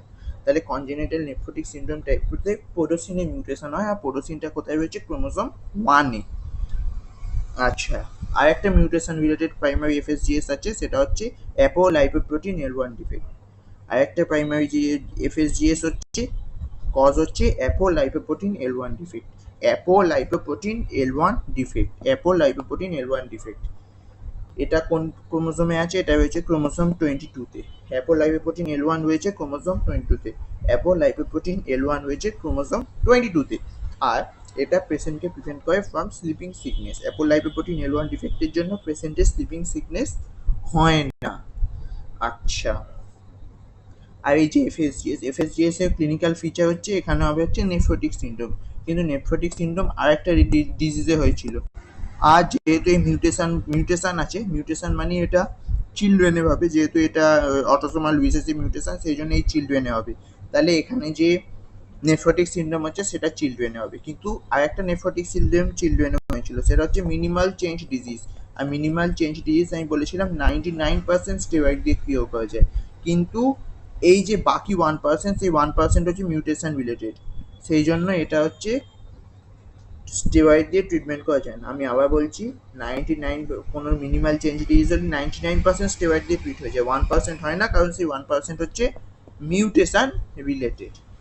আচ্ছা, এবার এফএসজিএস এর ক্লাসিফিকেশন বলছি। একটা ক্লাসিফিকেশন রয়েছে যেটাকে বলছে হচ্ছে কলম্বিয়া ক্লাসিফিকেশন। কি classification? Columbia classification. Columbia classification. এখানে একটা টাইপ হচ্ছে কোল্যাপসিং ভ্যারিয়েন্ট অফ এফএসজিএস। এর একটা সাবটাইপ হচ্ছে collapsing variant of FSGS. Collapsing variant of FSGS. আচ্ছা, এখানে এটা এইচআইভির সঙ্গে associated. Collapsing variant of FSGS হচ্ছে এইচআইভির সঙ্গে associated. Collapsing variant of FSGS হচ্ছে এইচআইভির সঙ্গে অ্যাসোসিয়েটেড। আর এখানে কি হয়? কোল্যাপসিং ভ্যারিয়েন্টে entire glomeruli collapses and dies. Collapsing ভ্যারিয়েন্টে হচ্ছে entire glomeruli collapses and dies. Collapsing variant of FSGS এ entire glomeruli collapses and dies, যার জন্য হয় হচ্ছে গ্লোমেরুলার নেক্রোসিস অ্যান্ড মেসানজিওলাইসিস। আবার বলছি, এখানে entire glomeruli collapses and dies, যার জন্য হয় হচ্ছে গ্লোমেরুলার নেক্রোসিস অ্যান্ড মেসেঞ্জিওলাইসিস। হলো কোল্যাপসিং ভ্যারিয়েন্ট অফ এফএসজিএস এ entire glomeruli collapses and dies, যার জন্য হয় হচ্ছে কোল্যাপসিং ভ্যারিয়েন্ট অফ এফএসজিএস এ হয় হচ্ছে গ্লোমেরুলার নেক্রোসিস অ্যান্ড মেসানজিওলাইসিস। কি হয় এখানে? কোল্যাপসিং ভ্যারিয়েন্টে গ্লোমেরুলার নেক্রোসিস অ্যান্ড মেসানজিওলাইসিস, সেই জন্য এটা হচ্ছে পোস্ট প্রগনোসিস। নেক্সট হচ্ছে কিডনিতে যে ভাস্কুলার ডিজিজগুলো হয় সেগুলো নিয়ে আলোচনা করি। প্রথমেই হচ্ছে হাইপার টেনশন। তো হাইপার টেনশন দু ধরনের হয়, একটা হচ্ছে বিনাইন হাইপার টেনশন, একটা হচ্ছে malignant hyper tension. Malignant hyper টেনশনে সিস্টোলিক ব্লাড প্রেশার হচ্ছে গ্রেটার দেন 190 থেকে 200 মিলিমিটার অফ মার্কারি। আচ্ছা, তাহলে এখানে কি হয় না, বিনাইন হাইপার টেনশনের ক্ষেত্রে নর্মাল ব্লাড ভেসেল দিয়ে ব্লাড ফ্লো করছে, এবার ব্লাড ফ্লো যখনই প্রেশারটা বেড়ে যায় তার ফলে আউটওয়ার্ড ফোর্স দেয় একটা, যার ফলে plasma protein pushed towards wall of the vessel, মানে হচ্ছে প্লাজমা প্রোটিন যে ভেসেলের ওয়াল আছে সেদিকে চলে যায়। আবার বলছি, প্লাজমা প্রোটিন ভেসেলের ওয়ালে চলে যায়, সেই জন্য ভেসেলের ওয়ালে গিয়ে ওটা ডিপোজিশন হয়, সেই জন্য ওভার ইয়ার্স কি হয় না হচ্ছে ব্লাড ভেসেলের লুমেন ন্যারো হয়ে যায়, যার জন্য রিডিউস ব্লাড সাপ্লাই হয়। আর রিডিউস ব্লাড সাপ্লাইয়ের জন্য কি হয় না, আচ্ছা একবার আমি এটাকে বুঝিয়ে দিই।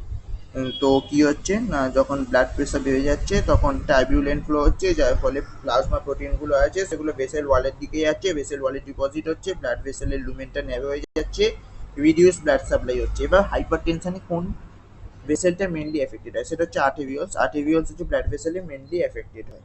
আর আর্টেরিওলস কোথায় থাকে? কর্নার অফ দ্য কিডনিতে থাকে। আর্টেরিওলস থাকে হচ্ছে কর্নার অফ দ্য কিডনিতে। আর্টেরিওলস মেনলি এফেক্টেড হয়, সেই জন্য আর্টেরিওলসে ওখানে টিস্যু ডেথ আর নেক্রোসিস হয়, মানে হচ্ছে কিডনির কর্নারে টিস্যু ডেথ আর নেক্রোসিস হয়, সেই জন্য তৈরি হয় হচ্ছে গ্র্যানিউলার অ্যান্ড কন্ট্রাক্টেড কিডনি। সেই জন্য বিনাইন হাইপারটেনশনে কি হয়? Granular and contracted kidney. আবার বলছি, বিনাইন হাইপারটেনশনে হয় হচ্ছে granular and contracted kidney. Benign hypertension হয় হচ্ছে গ্র্যানিউলার অ্যান্ড কন্ট্রাক্টেড কিডনি। আচ্ছা, হে মাইক্রোস্কোপিতে কি হয়? মাইক্রোস্কোপিতে হয় হচ্ছে হায়ালিন আর্টেরিওস্ক্লেরোসিস, যেখানে কি দেখা যায়? হায়ালিন ডিপোজিশন দেখা যায়।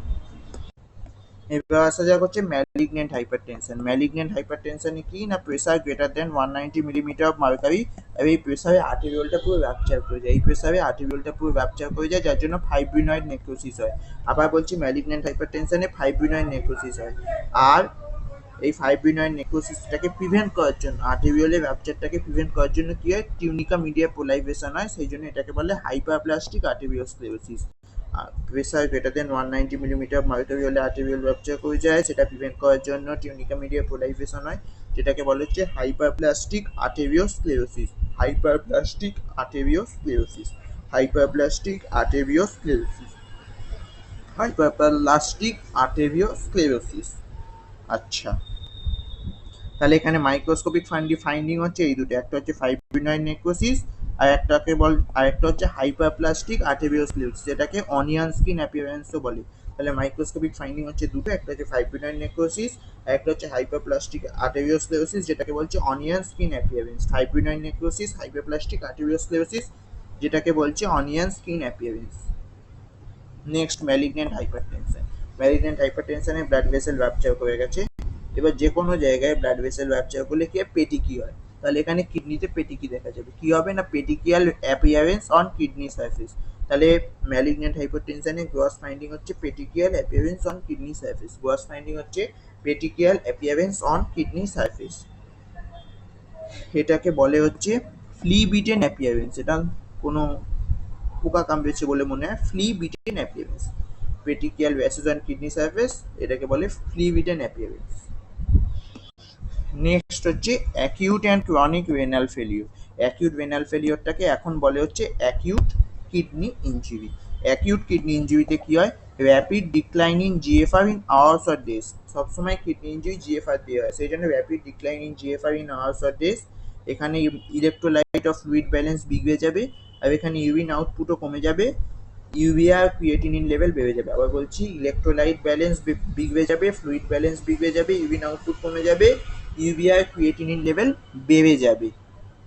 আচ্ছা, নেক্সট হচ্ছে chronic kidney disease. Chronic kidney ডিজিজে 5টা ক্লাস রয়েছে, তার মধ্যে যে ক্লাস 5 সেটাকে বলে এন্ড স্টেজ রেনাল ফেলিওর। আবার বলছি, ক্রনিক কিডনি ডিজিজে 5টা ক্লাস, লাস্ট হচ্ছে এন্ড স্টেজ রেনাল ফেলিওর। আচ্ছা, ক্রনিক কিডনি ডিজিজের ডেফিনেশন কি, GFR less than 60 millilitre per minute per 1.73 metre square for 3 months continuously. আরও দুবার বলছি, ক্রনিক কিডনি ডিজিজের definition, GFR less than 60 millilitre per minute per 1.73 metre square for 3 months continuously. GFR less than 60 milliliter per minute per 1.73 meter square for 3 months continuously. আচ্ছা, এখানে ইউরিমিয়া হতেও পারে, নাও হতে পারে, কারণ body over the time urea com produce করে, সেই জন্য ইউরিমিয়া হতেও পারে, নাও হতে পারে। আচ্ছা আচ্ছা, নেক্সট হচ্ছে অ্যাকিউট টিউবুলার নেক্রোসিস। তো অ্যাকিউট টিউবুলার নেক্রোসিসের দুটো ভাগ আছে, একটা হচ্ছে ইসচিমিক এটিএন, একটা হচ্ছে টক্সিক এটিএন। আবার বলছি, দুটো part, ischaemic ATN, toxic ATN. Ischaemic ATN, toxic ATN. আচ্ছা, ইসচিমিক এটিএন হচ্ছে মোস্ট কমন, আর টক্সিন এটিএন হচ্ছে টক্সিন দিয়ে হয়, যেমন myoglobin, light chain in multiple myeloma, dyes, heavy metals. আমি 3বার বলবো। টক্সিক এটিএন টক্সিন দিয়ে হয়, যেমন myoglobin, light chain in multiple myeloma, dyes, heavy metals. মায়োগ্লোবিন, light chain in multiple myeloma, dyes, heavy metals. Myoglobin, light chain in multiple myeloma, dyes, heavy metals. আচ্ছা, ischaemic ATN হচ্ছে most common. এর কারণটা কি না, কোনো হাইপোভলিমিক শক হয়েছে, প্রিরেনাল hypovolaemic শক হয়েছে, যার জন্য কি হবে, ব্লাডটা ভাইটাল অর্গানে ডাইভার্টেড হয়ে যাবে, যার জন্য কিডনিতে লেস ব্লাড সাপ্লাই আসবে। আবার বলছি, ইসচিমিক এটিএন হচ্ছে কোনো হাইপোভলিমিক শকের জন্য হয়, ব্লাড সাপ্লাই কিডনিতে রিডিউস হয়ে যায়, যার জন্য পিসিটিটা ড্যামেজ হয়ে যায়, কারণ ব্লাড সাপ্লাই না হলে পিসিটিতে প্রচুর পরিমাণে মাইটোকন্ড্রিয়া আছে, তার এনার্জি পাবে না, সেই জন্য পিসিটি ড্যামেজ হয়ে যায়, সেই জন্য রিঅ্যাবজর্পশন কমে যায়, আর সেই জন্য ফার্স্ট ফেজে কিন্তু ইউরিন আউটপুট বেড়ে যায়। তাহলে এটিএন এর ফার্স্ট ফেজে ইউরিন আউটপুট বেড়ে যায়, কারণ রিঅ্যাবজর্পশন কমে যায়। আবার বলছি, এটিএন এর ফার্স্ট ফেজে ইউরিন আউটপুট বেড়ে যায়, কারণ রিঅ্যাবজর্পশন কমে যায়। আচ্ছা, নেক্সটে কি হয়, নেক্সটে ব্লাড সাপ্লাই কিডনিতে কমে গেছে, যার জন্য র্যাশ মেকানিজম অ্যাক্টিভেট হয়। ব্লাড সাপ্লাই কিডনিতে কমে গেছে, যার জন্য র্যাশ মেকানিজম অ্যাক্টিভেট হয়, আর র্যাশ মেকানিজম কি করে, ভ্যাসো কনস্ট্রিকশন করে কিডনির, যার জন্য আরও ইসকিমিয়া হয়। তাহলে ভ্যাস মেকানিজম অ্যাক্টিভেট হয়, যার জন্য ভ্যাসোকনস্ট্রিকশন হয়, আরও ইস্কিমিয়া হয়। ইস্কিমিয়ার জন্য কি হয়, পুরো পিসিটিটা নেক্রোসিস হয়ে যায়, পুরো পিসিটি নেক্রোসিস হয়ে যায়, পিসিটিটা খসে খসে পড়ে, পিসিটির যে এপিথেলিয়াম সেটা খসে খসে পড়ে, স্লাউড অফ এপিথেলিয়াম। এই পিসিটি এপিথেলিয়াম খসে খসে পড়ার জন্য টিউবিউলগুলো ব্লক হয়ে যায়, যার জন্য ইউরিন আউটপুটটা কমে যায়। আবার বলছি, পিসিটিতে পুরো নেক্রোসিস হয়ে গেছে, যার জন্য এপিথেলিয়ামটা স্লাউড অফ হয়ে যাবে, যার জন্য টিউবিউলটা ব্লক হয়ে যাবে, সেই জন্য ইউরিন আউটপুটে রিডিউস হয়ে যাবে। এবার এই সাইকেল যেটা হচ্ছে সেটা কন্টিনিউ হতে থাকে, যার জন্য শেষ পর্যন্ত কি হয়, ভেনাল শাটডাউন হয়ে যায়, অ্যানিউরিয়া হয়, ভেনাল শাটডাউন হয়। আচ্ছা, এর ট্রিটমেন্ট কি? নর্মাল স্যালাইন আর ব্লাড ট্রান্সফিউশন। এর ট্রিটমেন্ট হচ্ছে নর্মাল স্যালাইন দাও, ব্লাড দাও। আচ্ছা,